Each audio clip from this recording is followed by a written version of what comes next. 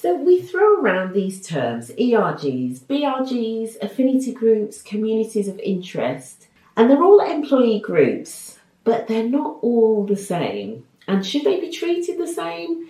That's what we're going to get into in today's video.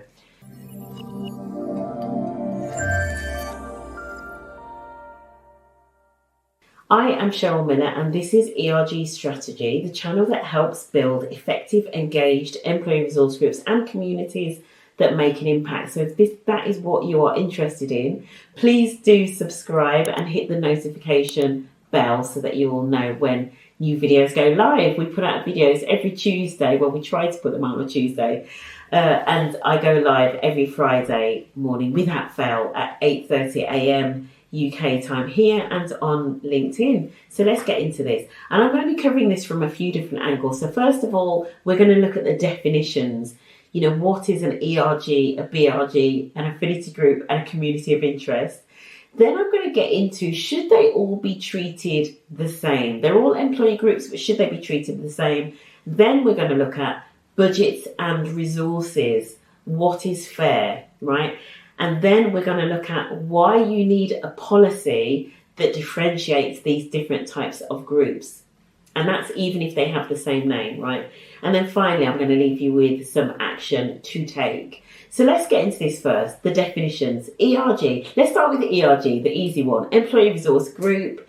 If you've watched one of my other videos, you'll know I tell you the story of Xerox and the first ERG. And that actually gives you a really good indication of where and how and why ERGs started. So typically started with individuals from a marginalised identity or marginalised background, typically having an identity which is protected, characteristic under equalities law. So for example, it might be based on race or ethnicity or gender or sexual orientation or religion or belief or veteran status or maternity status. I was trying to remember all of the UK ones, but I can't remember them all off the top of my head. In the UK, there are 9.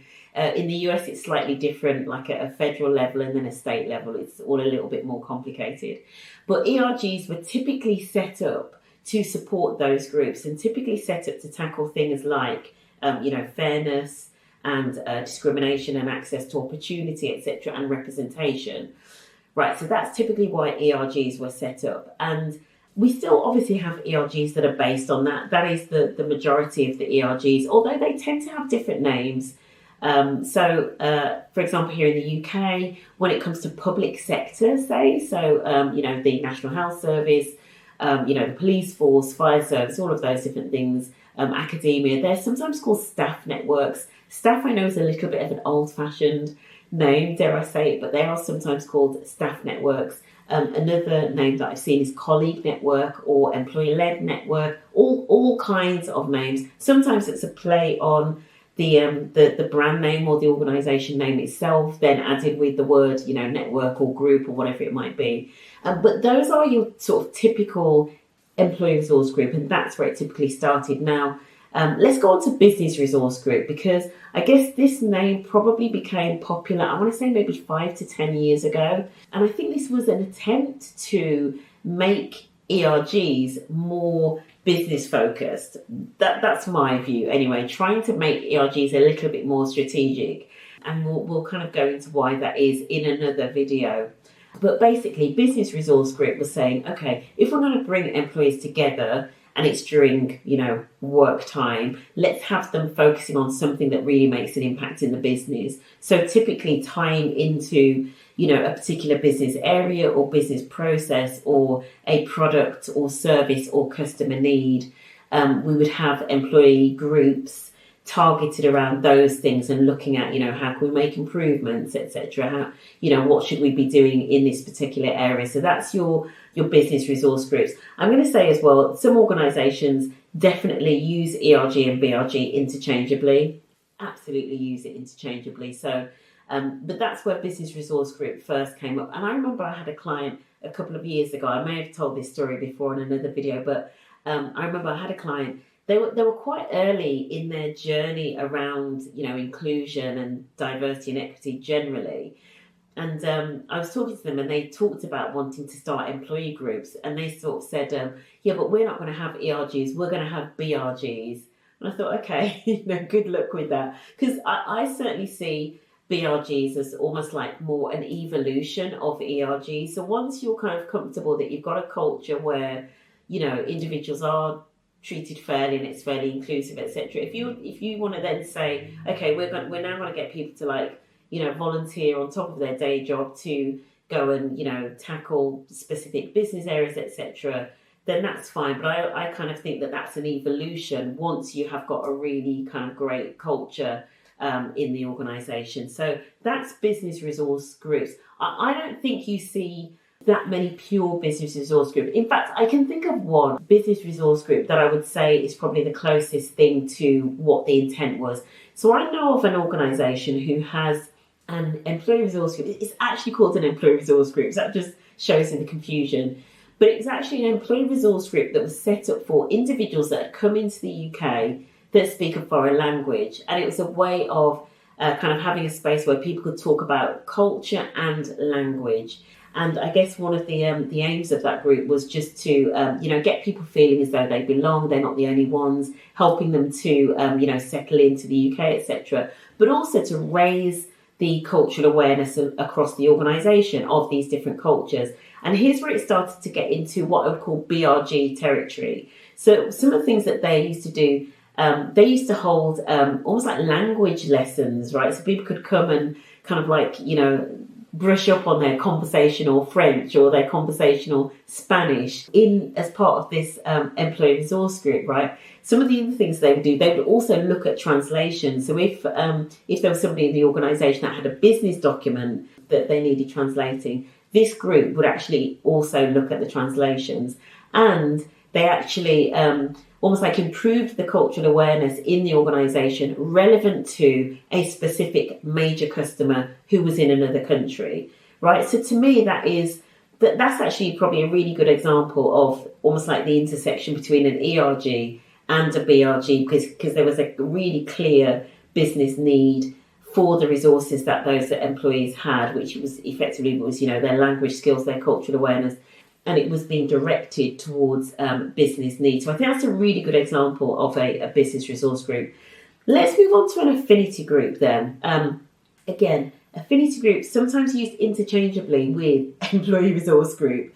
Where it's used well, so we know what the word affinity means. Affinity means that we have, like, for example, something in common with somebody else. Typically still around identity in terms of how it's used with employee groups. Where I've seen affinity groups used, even though the terminology wasn't necessarily used, is, for example, if there is a collective of people that want to come together based on a shared identity. Now, I've seen it, for example, with a faith group, but they don't necessarily want or need the almost like the formality that comes with an ERG, and that might be they don't necessarily want or need budget, right? But they just want to come together and almost like have the space and time to come together, but they don't want or need budget. They don't want or need any accountability. They don't have any focus on like what's the business purpose of this meeting. It really is just holding space for people with some sort of similar affinity to come together. And I have seen that in an organisation. In fact, I was doing some training with an organisation last year, and we wanted to invite this group that had just recently been set up. But they actually sort of said, no, we don't think we're going to come along, because actually we're not really that formal, so we don't need any, ERG leader training or anything like that. We just want to come together and be together, right? So that's fairly typical of an affinity group.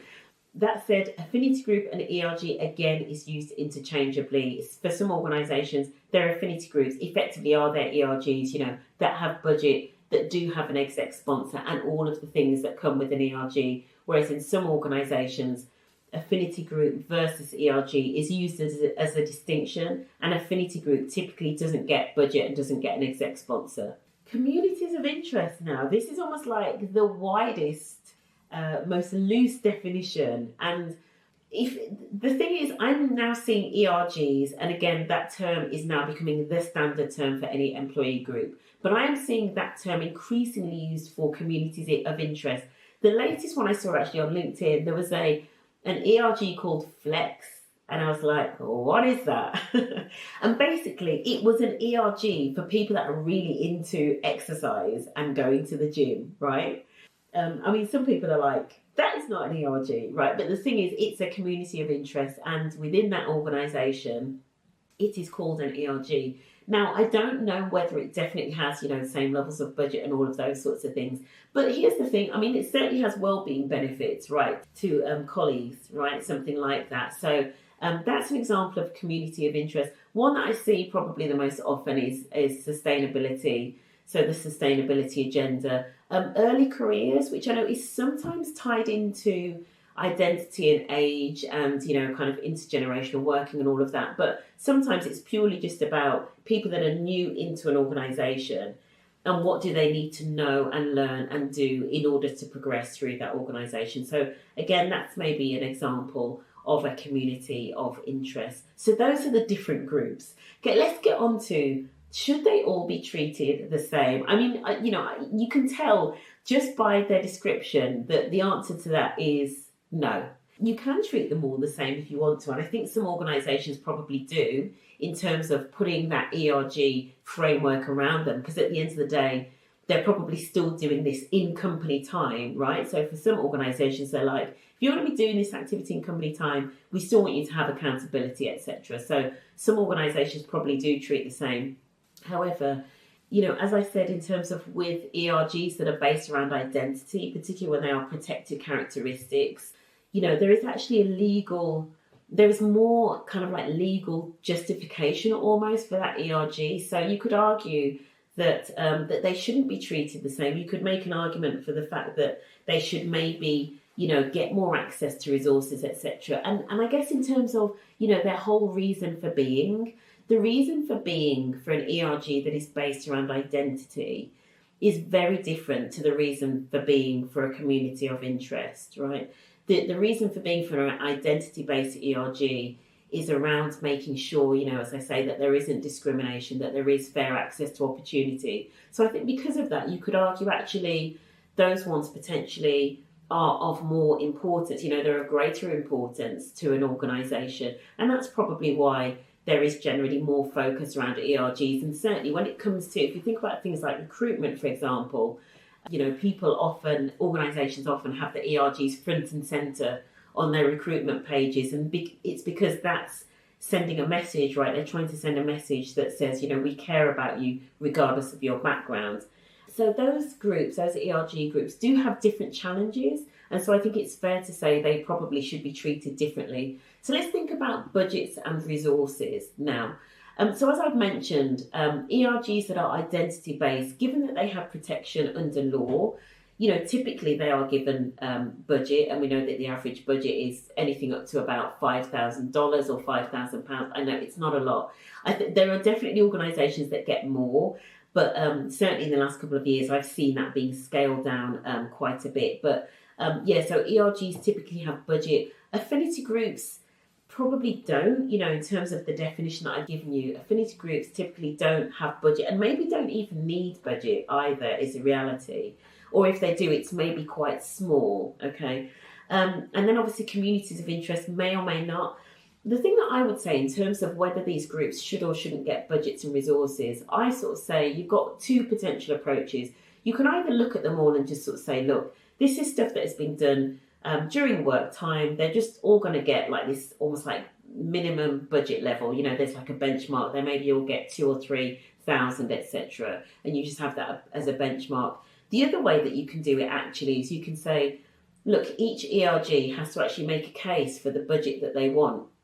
So I'll give you an example. Here in the UK, for LGBTQ plus ERGs that are taking part in any Pride events or Pride processions, for example, Pride is an expensive business here in the UK. I mean, a lot of people in the gay community aren't even massive fans of Pride because they think it's overly commercialised. But I know for a fact that for organisations, if they have an ERG that want to be front and centre in any of those Pride celebrations, they have to have like special money put aside for that, and it has to be more than the others. And so that's why sometimes you have to look at each of them individually and say, actually, what is it that they're doing? What are their priorities?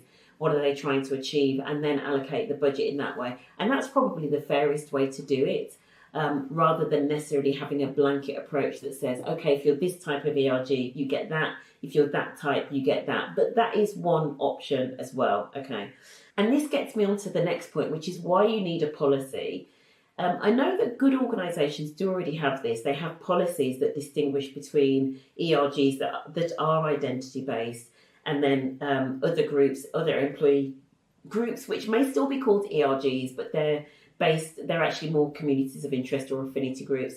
And in those policies, they do differentiate with things like, does this group get budget? Does it get a sponsor? And I think by having a policy, it just actually takes away a lot of the infighting, because you do often get infighting, even between ERGs. You'll get ERGs looking at other ERGs and saying, well, they're getting that, and why are they getting that budget? And they've got that sponsor and da-da-da. So actually, if you have a policy, you have it written down and formalised, you're less likely to have those sorts of questions and challenges, and people know exactly what they're getting into.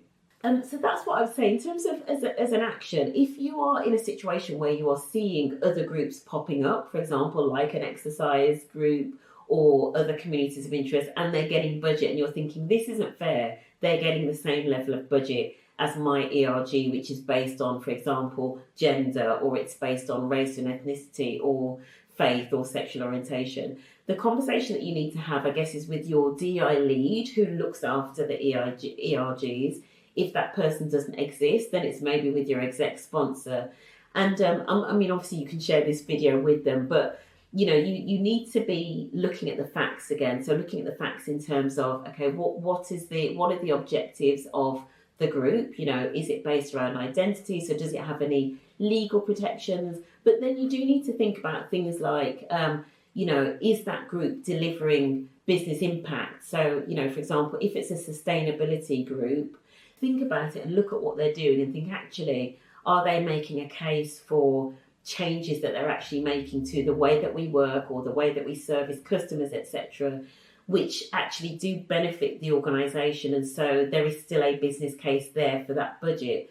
But even though there is a business case, you may still want to have some guidelines and or a policy around how those things come about, how they're measured, the accountability, the frameworks, etc. So that's why it's worth a conversation with your DEI lead or exec sponsor, just to make sure those policies are put in place. If you're watching this and you are in D&I, or you are the HR lead, you're thinking, how do we put some structure around this? Please do get in touch with me, and that's something that I can help you with. But certainly a policy is useful, and I know of organisations that have a specific policy to differentiate between the different groups, and it makes a big difference.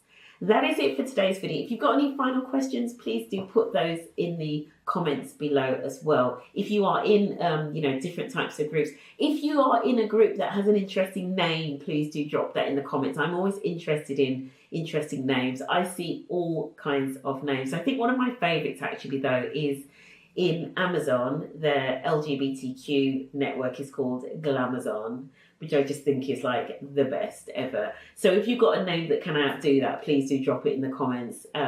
Otherwise, I will see you on Friday for the LinkedIn Live. All right, guys, go with grace. Take care.